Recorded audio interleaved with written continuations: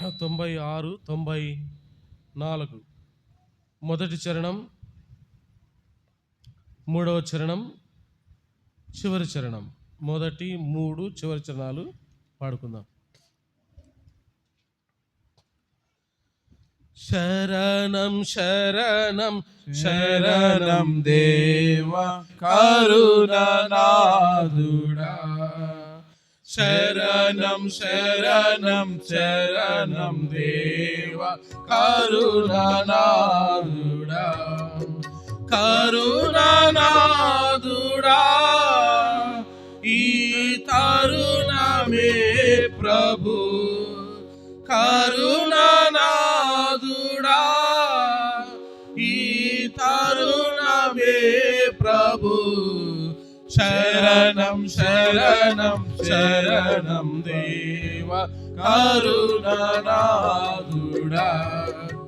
శరణం శరణం దేవ కరుణానాథుడా, పాపరహిత దేవ కుమార శాపవాహక, పాపరహిత దేవ కుమార శాపవాహక, శాపవాహక నిత్య కోపరహితుడా, శాపవాహక నిత్య కోపరహితుడా, శరణం శరణం శరణం దేవ కరుణానాథుడా, శరణం శరణం శరణం దేవ కరుణానాథుడా, దయామయుండ క్రీస్తు యేసు దాక్షిణ్య ప్రభువా, దయామయుండ క్రీస్తు యేసు దాక్షిణ్య ప్రభువా, దాక్షిణ్య ప్రభువా బాహుల్య దేవుడా, దాక్షిణ్య ప్రభువా బాహుల్య దేవుడా, శరణం శరణం శరణం దేవ కరుణానాథుడా, శరణం శరణం శరణం దేవ కరుణానాథుడా, ఎల్లరిలో శ్రేష్ఠుడా మా వల్లభుండవు, ఎల్లరిలో శ్రేష్ఠుడా మా వల్లభుండవు, వల్లభుండవు హల్లెలూయా పాడేదం, వల్లభుండవు హల్లెలూయా పాడేదం, శరణం శరణం శరణం దేవ కరుణానాథుడా, శరణం శరణం శరణం దేవ కరుణానాథుడా, కరుణానాథుడా ఈ తరుణమే ప్రభు, కరుణానాథుడా ఈ తరుణమే ప్రభు, శరణం శరణం శరణం దేవ కరుణానాథుడా, శరణం శరణం శరణం దేవ కరుణానాథుడా. మోకరించండి, ప్రార్థన చేసుకుందాం.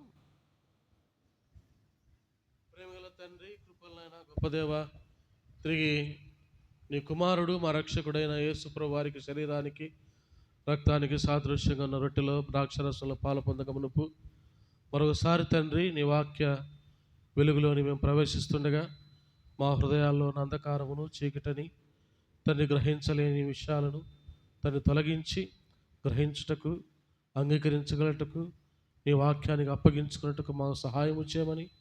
అవును తండ్రి, సైనికులు, సుంకరులు, జనులు మేమేమి చేతుమని బాప్తిసమిచ్చి యోహాను అడిగినట్లుగా, అవును తండ్రి, నీ వాక్యం నీ ప్రజలు మేమేమి చేయాలని అటువంటి మనస్సు తండ్రి వారు రాగలటకు సహాయం చేయండి. యేసుప్రభు వారి ఘనమైన నామములో స్తుతించి ప్రార్థిస్తున్నాము తండ్రి, ఆమేన్.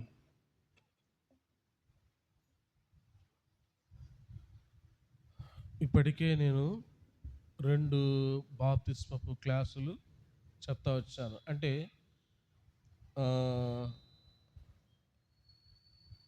పోయిన వారం ఒకటి, అంతకు మునుపు ఈ బాప్తిస్మాలు ప్రస్తావన వచ్చినప్పుడు బాప్తిస్మము తీసుకున్న వారు ఎవరు, ఎలా తీసుకుంటూ వచ్చారు అనే కొన్ని విషయాలు మీకు తెలియజేస్తూ వచ్చాను. అంటే విన్న వాక్యం ప్రకారం అయితే ఇప్పటికీ బాప్తిస్మపు క్లాసులు 2 అయిపోతూ వచ్చినాయి. ఇది 3వది.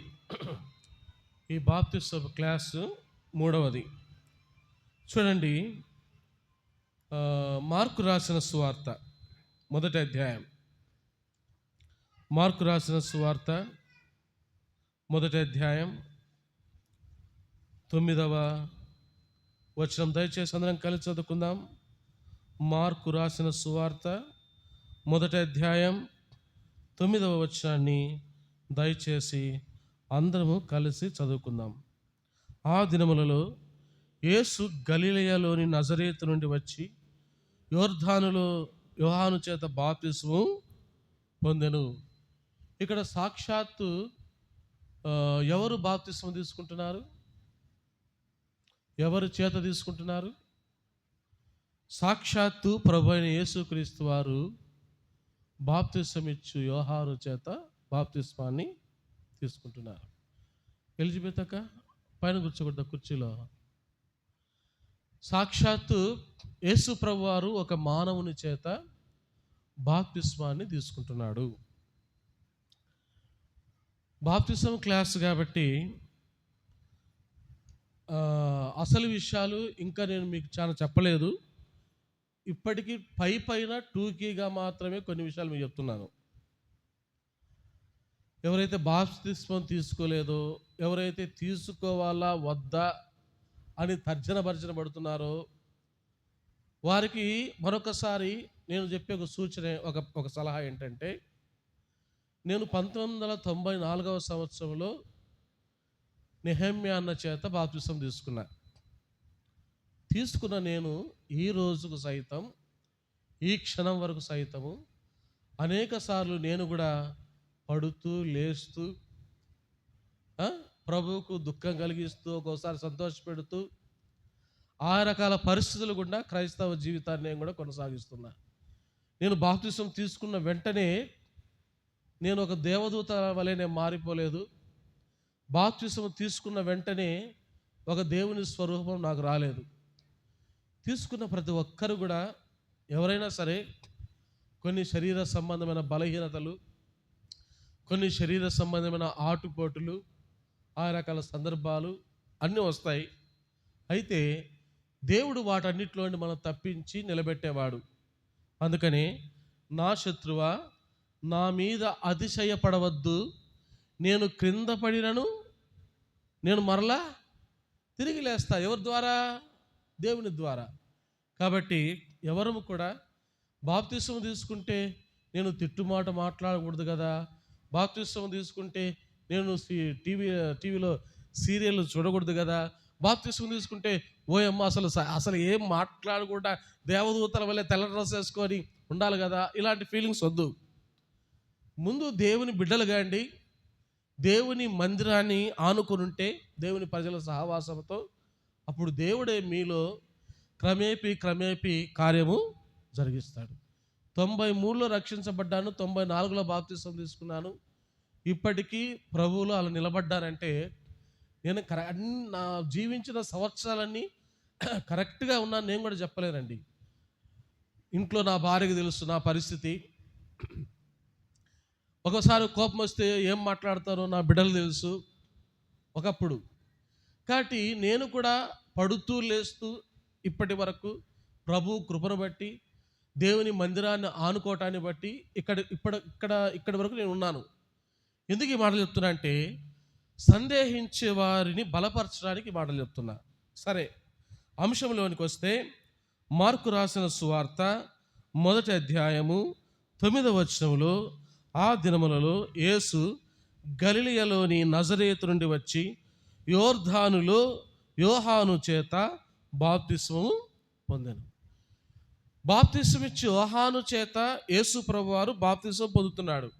యేసు ప్రభు గొప్పవాడా, యోహాను గొప్పవాడా అంటే మనము సందేహం లేకుండా చెప్పచ్చు, ప్రభు అయిన యేసుక్రీస్తు వారే గొప్పవాడు. గొప్పవాడైన దేవుడు, బాప్తిస్మం ఇచ్చి యోహానును కలుగజేసిన దేవుడు ఎవరి చేత బాప్తిస్మం తీసుకుంటున్నాడు? దేవుడు ఎవరి చేత బాప్తిస్మం తీసుకుంటున్నాడు? సాధారణమైన ఒక మనిషి ద్వారా, ఒక మానవుని ద్వారా దేవుడు బాప్తిస్మం తీసుకుంటున్నాడు. ఎక్కడి నుండి వచ్చాడంటే బాప్తిస్మం తీసుకోవడానికి? యేసు ప్రభు వారు బాప్తిస్మం ఇచ్చి యోహాను చేత బాప్తిస్మాన్ని పొందడానికి ఎక్కడి నుండి బయలుదేరినాడంట? ఆ దినములలో యేసు గలిలయలోని నజరేతు నుండి వచ్చి, ఎక్కడి నుంచి? నజరేతులో నుండి బయలుదేరినాడు. ఎక్కడికి? దేనికి? జాతరక, తిరణాలక, బండిలాగుడు పోటీలక? నిన్న ఎవరో ఒక సహోదరుడు నాకు చెప్తా వచ్చినాడు, పేర్లు ఎందుకులేండి అన్న, రేపు వాళ్ళు బండిలాగుడు పోటీలంట అంటే నాకు దిమ్మ తిరిగి మైండ్ బ్లాక్ అయ్యి పక్షవాతం వచ్చినంత పని అయిపోయింది. ఏంది వీళ్ళ అని ఆశ్చర్యం, ఏం తేడా ఉందిరా అనుకుంటా వచ్చిన. యేసు ప్రభు ఎక్కడ పోయినాడంట? గలిలయలోని నజరేతు నుండి ఎక్కడ పోయినాడంట? బాప్తిస్మం తీసుకోవడానికి. గలిలయలోని నజరేతు నుండి ఎక్కడికి పోయినాడు? యోహాను సువార్త 1వ అధ్యాయం 28వ వచనం. ఇంతకు యోహాను ఎక్కడ బాప్తిస్మం ఇస్తున్నాడు? యోహాను సువార్త 1వ అధ్యాయము 28. యోహాను బాప్తిస్మం ఇచ్చుచున్న యోర్దాను నదికి ఆవలనున్న బేతనియాలో ఈ సంగతులు జరిగెను. అంటే యోర్దాను నది ఇంచుమించు దేనికి దగ్గరలో ఉంది? బేతనియాకు. అంటే యేసు ప్రభు వారు ఏ ఊరిలో నుండి బయలుదేరినాడు? గలిలయలోని నజరేతు నుండి బయలుదేరినాడు. ఏ ఊరికి వచ్చినాడు? ఇప్పుడు మన మధ్యకు ఒక అక్క వచ్చినారు, ఎదురూరు నుంచి వచ్చింది అక్క. పాపం ఎట్టొచ్చిందో ఏమో తెలియదు. ఆ అక్క బండి రాదు, అక్క కారు లేదు, ఏమీ లేదు. నాకు కూడా అసలు యాక్చువల్గా వాళ్ళ ఊర్లో దాదాపు 5 మంది పోటీ. మేము వస్తాం మీటింగ్ పెడతాం. వాళ్ళ బంధువు ఒక ఆయన పాస్టర్ గారు. అర్థమైందే? ఇలాంటి బహుముఖ పోటీలో నుంచి సుగుణమ్మక్క మన మధ్యకు వస్తున్నారు మందిరానికి. నేను అనుకున్నాను ఇది అయ్యే పని కాదు అనుకున్నా. యేసుపాదవన్న గారితో కూడా ఒక మాట చెప్పిన ఆ గ్రామస్తుల గురించి. ఇది అయ్యే పని కాదు అనుకున్నా. మనసులో ఒక తీర్మానం చేసుకున్నా, మనం బలవంతంగా కాదు కానీ చూద్దామని నా భార్యతో కూడా చెప్పినాను. నిన్న కూడా అనింది మా సిస్టరు, పోతాంపా ఎదురుకి పోయిస్తాంప అంటే, ఆగు తల్లి అని ఆపినామని. దేవుడు నా ఆశ తీరుస్తూ వచ్చినాడు చూద్దామని. ఓకే, ఎదురూరు నుంచి ఇక్కడికి వచ్చింది. ఎలా వచ్చిందో తెలియదు, మొత్తానికి వచ్చేసారు. ఎందుకు వచ్చినారు? దేవుని మందిరానికి వచ్చినారు. యేసు ప్రభు వారు నజరేతులోండి బేతనియా దగ్గర ఉన్నటువంటి యోర్దాను దగ్గరికి ఎందుకు వచ్చినాడు? బాప్తిస్మం తీసుకోవడానికి. ఎన్ని మైళ్ళు దూరమో తెలుసా? నజరేతు నుండి యోర్దాను బేతనియా దగ్గర ఉన్నటువంటి ఆ యోర్దాను దగ్గరికి ఎంత దూరమో తెలుసా? దాదాపు 60 మైళ్ళు. ఎన్ని మైళ్ళు? థామస్ అన్న మన స్వరూపకు ఫోన్ చేశాడంట, అక్క బాప్తిస్మాలు ఇస్తున్నాము, మీరు రాండి మా జట్టివారిపల్లికి మునుగుదురు అన్నాడంట. అన్న అంటనే స్వరూపకకి ఇంకా ఎక్కడ ఉద్రేగం పట్టలేక నా కాడికి వచ్చి అన్నా మీరు ఈకపోతే నేను ఇప్పుడే బండి ఎక్కుతా అంటుంది. యాడ్ నుంచి అడిగి పోలకునింది ఏమండి, ఎక్కడి నుంచి ఎక్కడికి పోలకునింది? అదంతా 3 గంటల ప్రయాణం బస్సు అయితే నాకు తెలిసి. మనం మిడుతూరు నుంచి మనం ప్రారంభిస్తే 3 గంటలు 3.5 గంట పడుతుంది ఇంచుమించు. ఆగడంలే, మీరు ఇస్తారా నేను పోయి అక్కడ మునగమంటారా అని మనం పట్టుకునింది వచ్చి. ఆగక్క బాగా మండుతున్నటువంటి ఆ అక్క కానీ నీళ్ళు పోసి ఆగక్క అంటే మళ్ళీ ఆయుష్పాదం అని చెప్పిన తర్వాత ఏమన్నా ఏంటి సమస్య ఏంది, ఏం చేస్తామంటే మనం ఇక్కడ ఇద్దాంలే అన్నప్పుడు ఓకే సరే. కాబట్టి దేనికోసం అంటే బాప్తిస్మం కోసం. ఎన్ని మైళ్ళు? యేసు ప్రభు వారు బాప్తిస్మం తీసుకోవడానికి ఎన్ని మైళ్ళు ప్రయాణం చేశాడు? బండి లేదు, బైక్ లేదు, బస్సు లేదు, ఆటో లేదు, ఒంటెలు లేవు, గాడిద లేదు. దేనిపైన? నేను అనుకుంటాను ఆ మహానుభావుడు, ఆ దేవుడు కాలి నడకతో ఎన్ని మైళ్ళు ప్రయాణం చేసి ఉంటాడు? 60 మైళ్ళు అండి.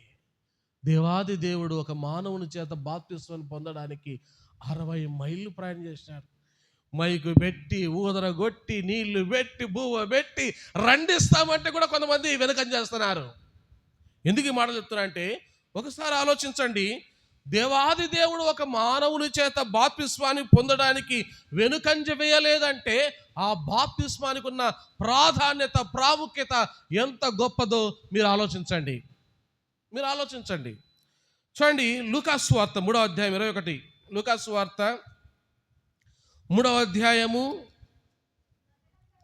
ప్రజలందరూ బాప్తిస్మం పొందినప్పుడు యేసు కూడా ప్రజలందరూ బాప్తిస్మము పొందినప్పుడు యేసు కూడా ఏం పొందినాడంట? ఈ చిల్లర జనాంగాలతో దేవుడన్నైన నేను ఏమిటి బాప్తిస్మం పొందడము చీ అనుకున్నాడా? ఏమనుకున్నాడు యేసు ప్రభు? సామాన్య ప్రజలు పోయి బాప్తిస్మం తీసుకుంటుంటే యోర్దాను నదిలో యేసు ప్రభు కూడా ఆ యోర్దాను నదికి పోయి ఏం చేశాడంట? బాప్తిస్మం ఇచ్చి యోహాను కూడా భయపడినాడు. ఓరే స్వామి, ఏంటి అయ్యా నాయన, నేనేంది, నీకేంది బాప్తిస్మం వచ్చేది? అయ్యా దేవుడా, నేను బాప్తిస్మం ఇచ్చేవాడినా?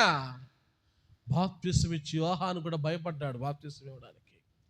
అనేక మంది జనులు పోయి బాప్తిస్మం పొందుతుంటే యేసు ప్రభు కూడా ఏం చేశాడంట? వారితో పాటు ఒక సామాన్యునిగా బాప్తిస్మం తీసుకుంటా వచ్చాడు. నేను ఎందుకు ఈ మాట చెప్తున్నానంటే బాప్తిస్మం అనేది అంత ప్రాముఖ్యమైనది.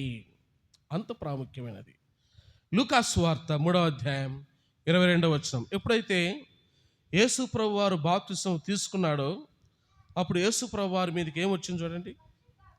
పరిశుద్ధాత్మ శరీరాకారముతో పావురము వలె ఆయన మీదికి దిగి వచ్చెను. ఎవరు వచ్చారంట? యేసు ప్రభు వారు ఎప్పుడైతే బాప్తిస్మం తీసుకున్నారో గలిలయలోని నజరేతు నుండి బేతనియాలో ఆవలి ఉన్నటువంటి యోర్దాను నది దగ్గరకు వచ్చి ఎప్పుడైతే క్రీస్తు వారు బాప్తిస్మం తీసుకున్నారో బాప్తిస్మం తీసుకున్న వెంటనే పరలోకము నుండి ఏమొచ్చిందంట యేసు ప్రభు వారి మీదకి? పరిశుద్ధాత్ముడు, దేవుడు. మనం ఏమనుకుంటామంటే నాకు ఈ సిగరెట్ తాగే అలవాటు ఉంది, ఈ సిగరెట్ తాగే అలవాటు మానుకుంటే అప్పుడు నేను బాప్తిస్మం తీసుకుంటా. కింద తలబెట్టి కాళ్ళు పైన పెట్టినా ఒకసారి నీ తరం కాదు అది. అర్థమైందే? దైవ సంబంధమైన కార్యము నీలో జరిగితే తప్ప, దేవుడు నీ జీవితం పట్ల ఏదో ఒక కార్యం చేస్తేనే తప్ప అది మానవుని వల్ల అసాధ్యము. అర్థమైందండి? అది మానవుని వల్ల అసాధ్యము. కాబట్టి దేవుడు కార్యం చేయాలి ఏదైనా సరే. ఇక్కడ యేసు ప్రభు వారు బాప్తిస్మం తీసుకున్న వెంటనే యేసు ప్రభు వారి మీదకి ఏమొచ్చింది? పరిశుద్ధాత్ముడు వచ్చినాడు. పరిశుద్ధాత్ముడు మనలో ఉంటే ఆత్మదేవుడు మనలను దేవుని విషయాల్లో నడిపిస్తూ ఉంటాడు. ఆ పరిశుద్ధాత్మడే నీలో లేకపోతే నువ్వు ఏం చేస్తున్నా నీకు ఎవరు చెప్తారు? నువ్వు చేసేది తప్పని ఎవరు చెప్తారు? నిన్ను దేవుని విషయంలో ఎవరు ప్రేరేపిస్తారు? యేసు ప్రభు వారు బాప్తిస్మం తీసుకున్న వెంటనే దేవుని మీదకి ఏమొచ్చిందంట? పరిశుద్ధాత్ముడు. అదే 22వ వచనం మళ్ళా చదవండి.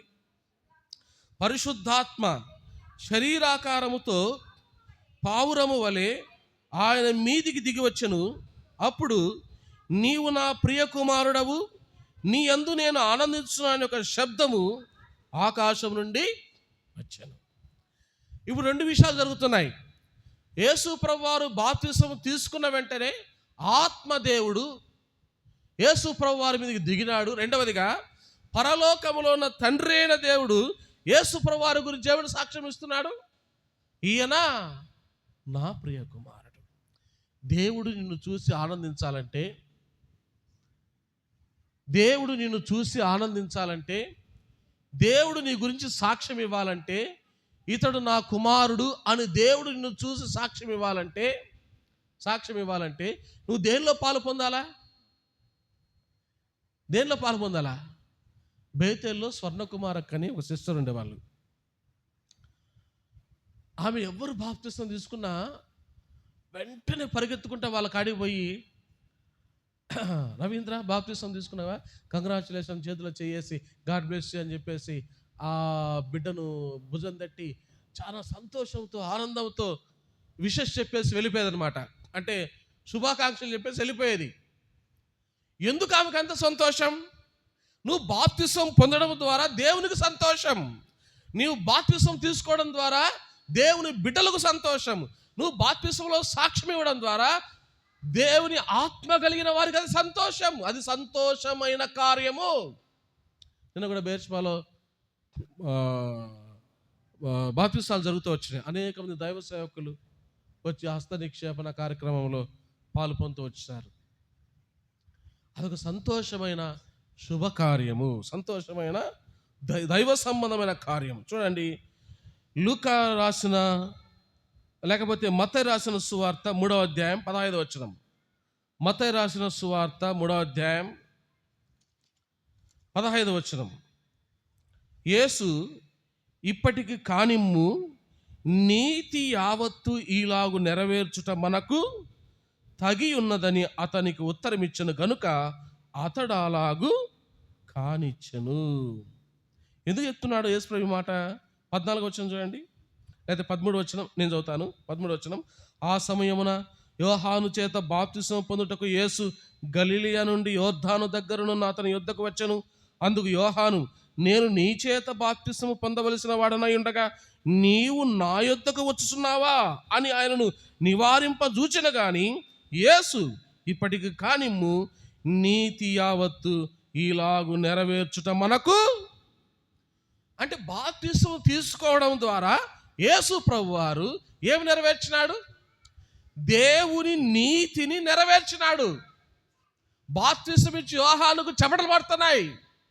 చెమటలు బట్టి, అయ్యా నేను నీకు బాప్తిసం ఇవ్వలేను, నేను నీ దగ్గర బాప్తిసం తీసుకోవాలి కానీ నా దగ్గర నువ్వు బాప్తిసం తీసుకోవడం ఏంది, ఇది కరెక్ట్ కాదు అని చెప్పేసి యేసుప్రభు అంటే యేసుప్రభు అన్న మాట నీతి యావత్తు ఇలాగు జరగవాలి కాబట్టి యోహాను నీ చేత నేను బాప్తిసం తీసుకుంటున్నాను. అంటే బాప్తిసం తీసుకునే వ్యక్తులు ఎవరి నీతిని నెరవేరుస్తున్నారంటే దైవ సంబంధమైన నీతిని నువ్వు నెరవేరుస్తున్నావు అని అర్థం. దేవుని నీతిని నువ్వు నెరవేరుస్తున్నావు. యేసు ప్రభువారు బాప్తిసం తీసుకోవడం ద్వారా ఆత్మ దిగింది. యేసు ప్రభువారు బాప్తిసం తీసుకోవడం ద్వారా తండ్రి అయిన దేవుడు సంతోషపడి తన కుమారుని గురించి సాక్ష్యం ఇస్తూ వచ్చినాడు. యేసు ప్రభువారు బాప్తిసం తీసుకోవడం ద్వారా ఆయన దేవుని యొక్క నీతిని నెరవేర్చిన వాడుగా ఉన్నాడు. అసలు యేసు ప్రభువారు ఎందుకు బాప్తిసం తీసుకున్నాడు? నాదొక చిన్న ప్రశ్న, 1 మార్క్ ప్రశ్న. ఏమండి చెప్తారా? యేసు ప్రభువారు అప్పటికి బాప్తిసం అనేది ఆజ్ఞగా పుట్టక మునుపే, ఆజ్ఞ రాక మునుపే, యేసు ప్రభువారు బాప్తిస్మాన్ని ఒక ఆజ్ఞగా చెప్పక మునుపే బాప్తిసం ఇచ్చి ఒక సాధారణమైన మనిషి చేత, ఒక వ్యక్తి చేత దేవుడు ఎందుకు ఆయన చేత బాప్తిసం తీసుకున్నాడు? ఎందుకు తీసుకున్నాడు? ఇప్పుడు మనం కొన్ని విషయాలు చెప్పుకున్నాం. దేవుని నీతిని నెరవేర్చడానికి. ఓకే, అసలు కారణం ఏందో చెప్పమంటారా? పేతురు రాసిన మొదటి పత్రిక 2వ అధ్యాయం. పేతురు రాసిన మొదటి పత్రిక 2వ అధ్యాయము 21వ వచనం. క్రీస్తు కూడా మీ కొరకు బాధపడి మీరు తను అడుగుజాడలేందు నడుచుకున్నట్లు మీకు మాదిరి ఉంచిపోయాను. అంటే యేసు ప్రభు వారు ఏ పని చేసినా, బాప్తిసం తీసుకున్నాడా, దేవుని పని చేశాడా, పాదాలు కడిగినాడా, సువార్త ప్రకటించినాడా, ఉమ్మి వేయించుకున్నాడా, ఆయన ఏ పని చేసినా అది క్రైస్తవ జనాంగానికి, క్రీస్తును నమ్ముకున్న వారికి మాదిరి, ఒక మాదిరి. అంటే బాప్తిసం యేసు ప్రభు వారు తీసుకున్నాడు కాబట్టి ఇప్పుడు మనం కూడా ఏం చేయాలా? ఆయన మనకు మాదిరి.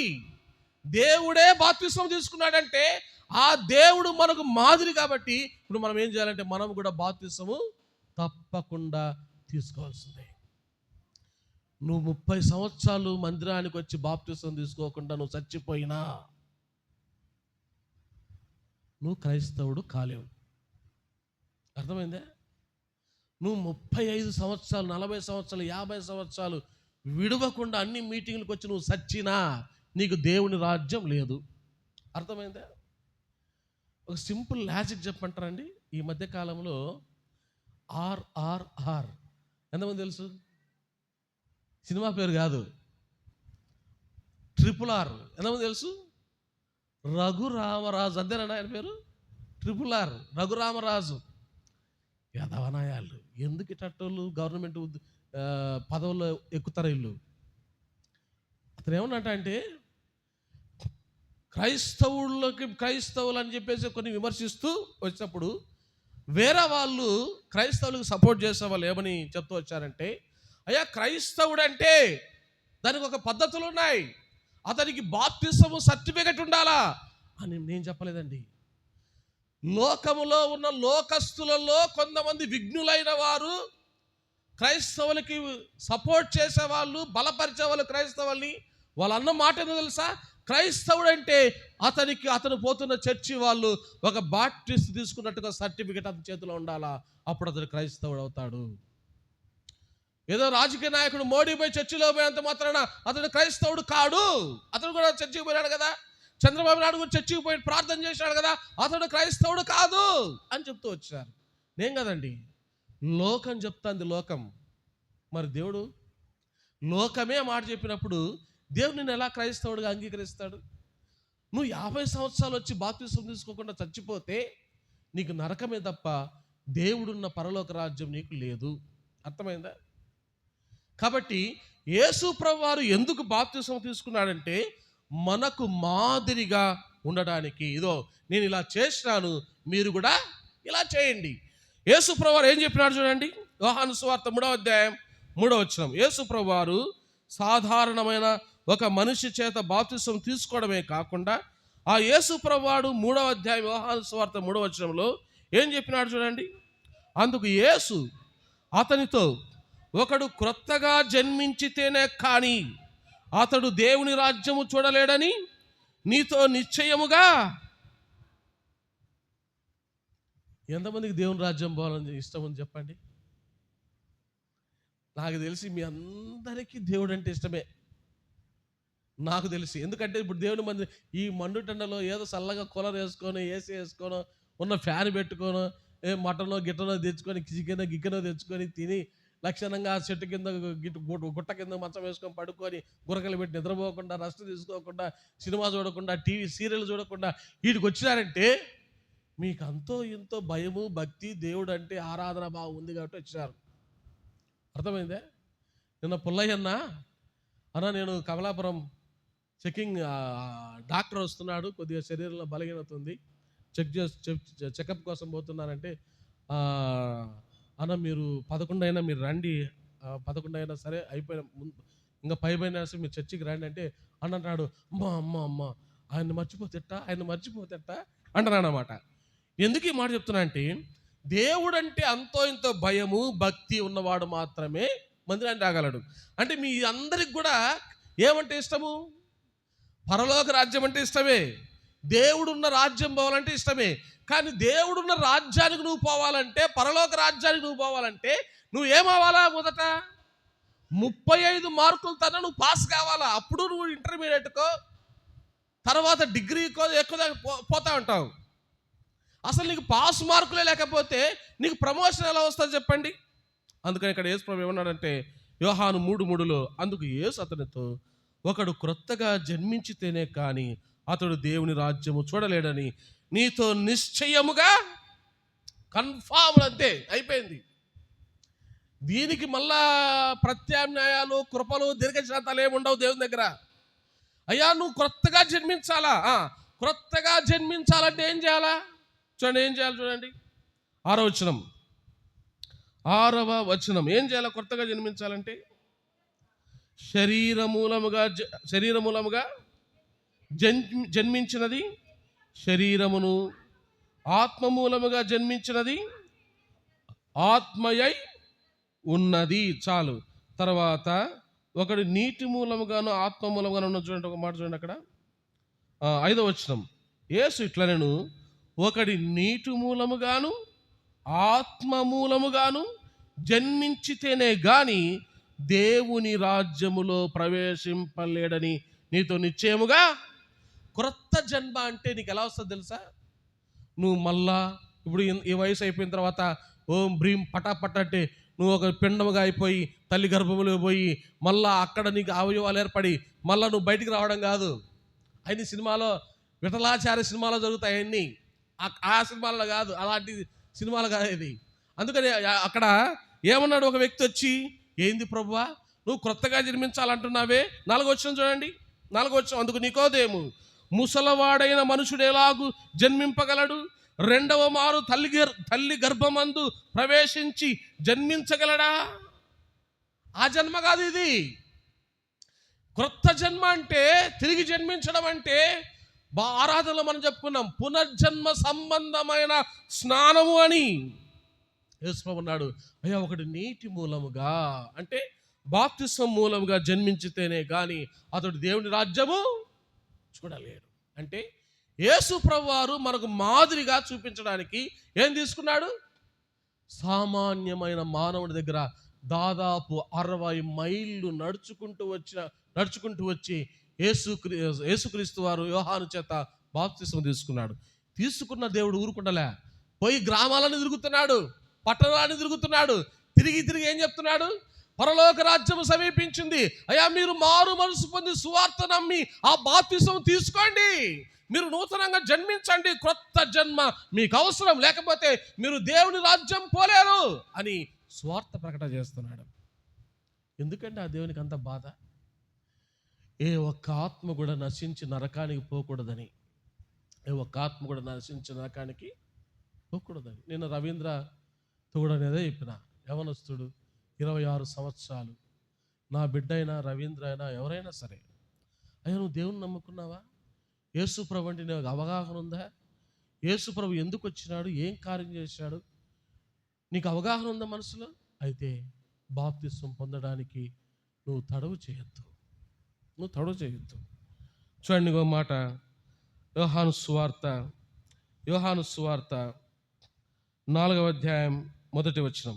యోహాను సువార్త 4వ అధ్యాయం 1వ వచనం. యోహాను కంటే యేసు ఎక్కువ మందిని శిష్యులుగా చేసుకొని వారికి బాప్తిసమిచ్చుచున్న సంగతి పరిసయ్యులు వినిరని ప్రభువునకు తెలిసినప్పుడు 22వ వచనం చూడండి, 3:22. యోహాను సువార్త 3వ అధ్యాయము 22వ వచనం.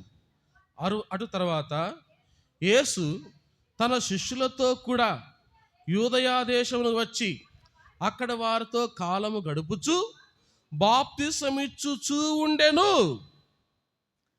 యేసు ప్రభు ఏం చేశాడు? మొదట బాప్తిసం తీసుకున్నాడు, మళ్ళీ ఏం చేశాడు? బాప్తిస్మాన్ని గురించి ప్రకటన చేసినాడు. తర్వాత ఏం చేశాడు? అనేకులకు బాప్తిస్మాన్ని ఇవ్వడం ప్రారంభించినాడు. ఎందుకంటే ఏ ఒక్క ఆత్మ కూడా నశించి నరకానికి పోకూడదని.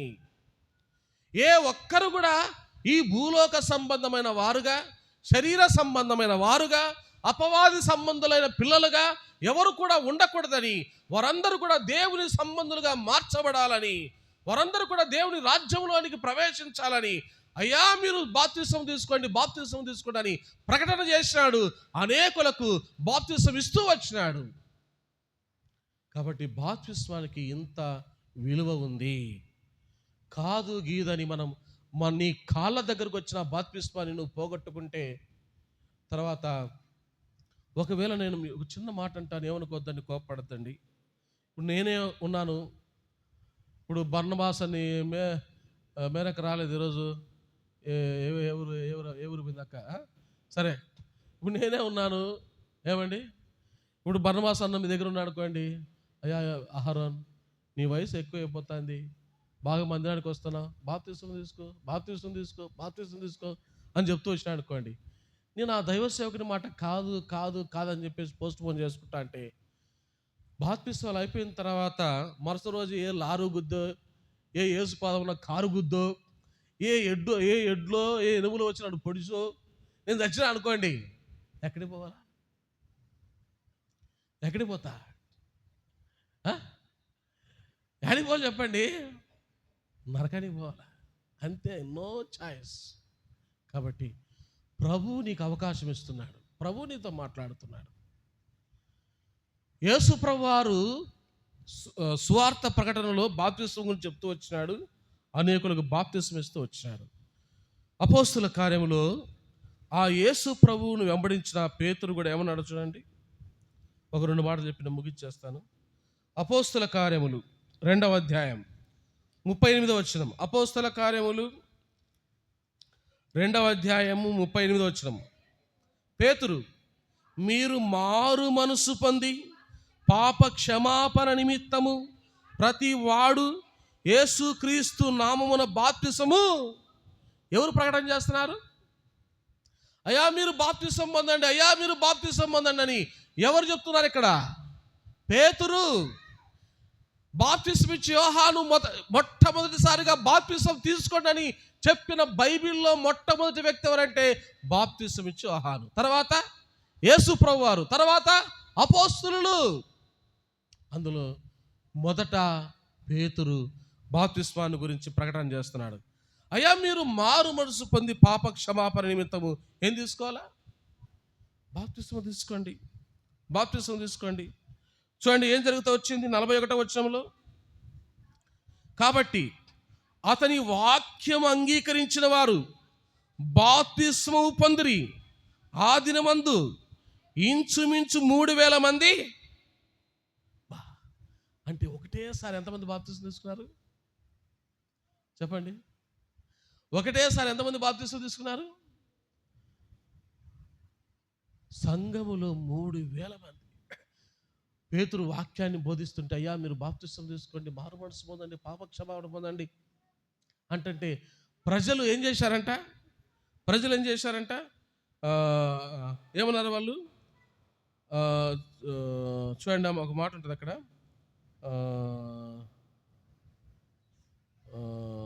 సరే 41 వచ్చిన. కాబట్టి అతను వాక్యం అంగీకరించిన వారు బాప్తిస్మము పొందిరి. కాబట్టి వాక్యం నీలో పనిచేస్తుంటే, వాక్యం నిన్ను తాకుతుంటే, ఆ వాక్యము ద్వారా నీలో భయం పుడుతుంటే నువ్వు ఏం చేయకూడదంటే బాప్తిస్మము తీసుకోవడానికి తడవు చేయకూడదు, వెనుకంజ వేయకూడదు. కాబట్టి పేతురు ప్రకటన చేశాడు. ఇంకొక వ్యక్తి చూడండి, అపోస్తుల కార్యం 16వ అధ్యాయం. ఇంకొక అపోస్తులు చూడండి, అపోస్తుల కార్యములు 16వ అధ్యాయం 14 వచనం.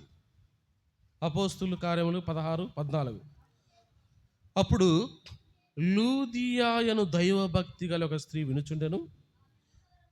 ఆమె ఊదారంగు పొడిని అమ్ము తుయతైరా పట్టణస్థురాలు. ప్రభు ఆమె హృదయము తెరచెను గనుక పౌలు చెప్పిన మాటలందు లక్ష్యముంచును. ఆమెయు ఆమె ఇంటి వారును బాప్తిస్మము పొందినప్పుడు, ఎప్పుడు పొందిందంట?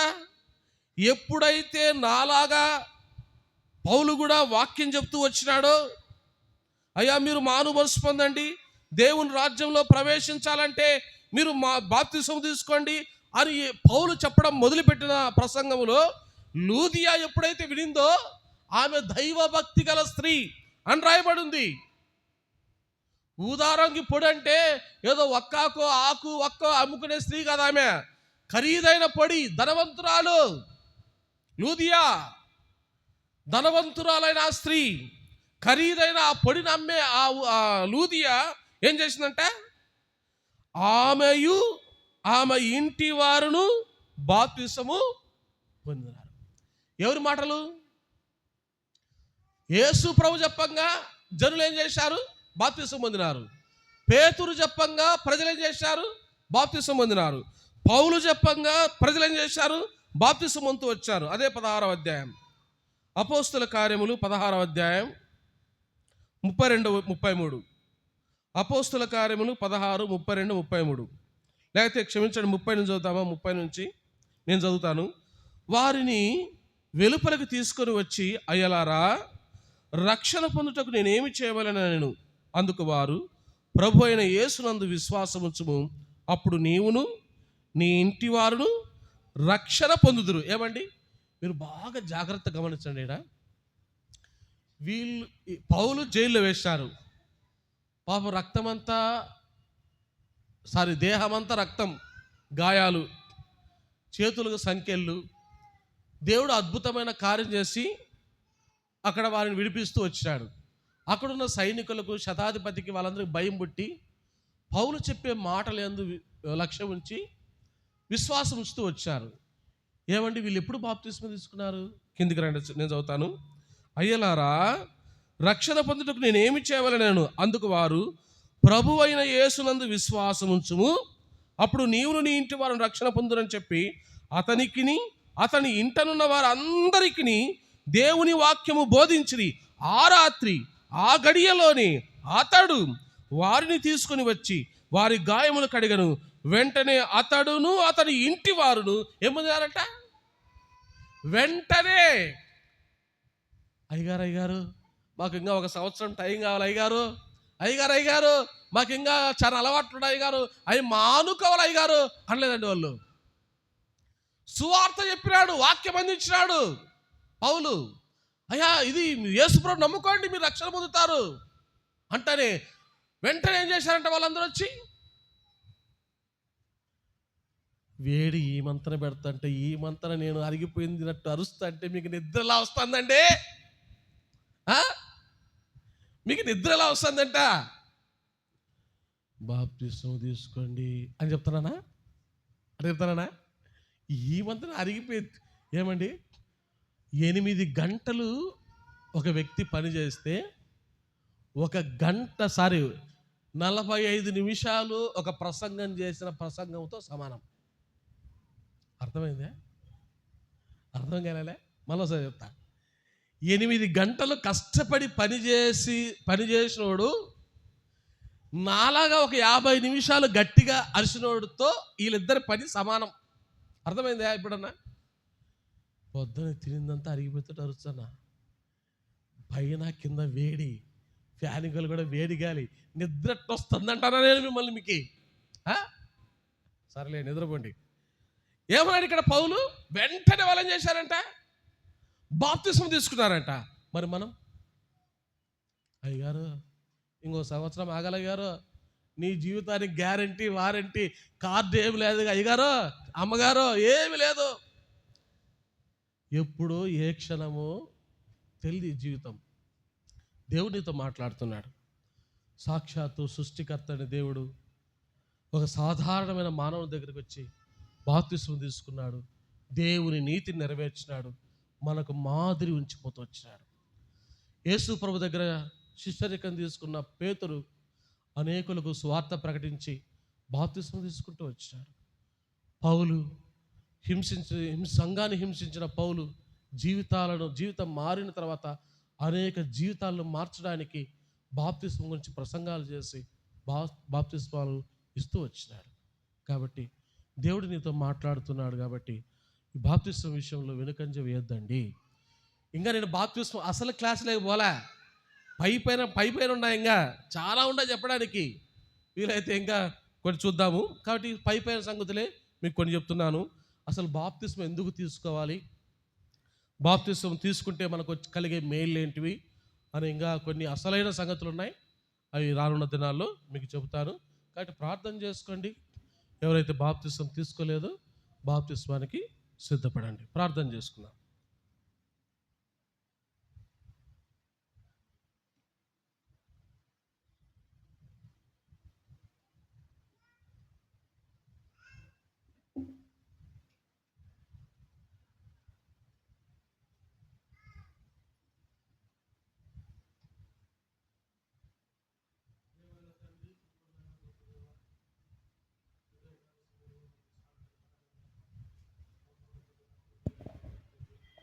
దేవాన్ని స్తుతించి ఆరాధిస్తున్నాను.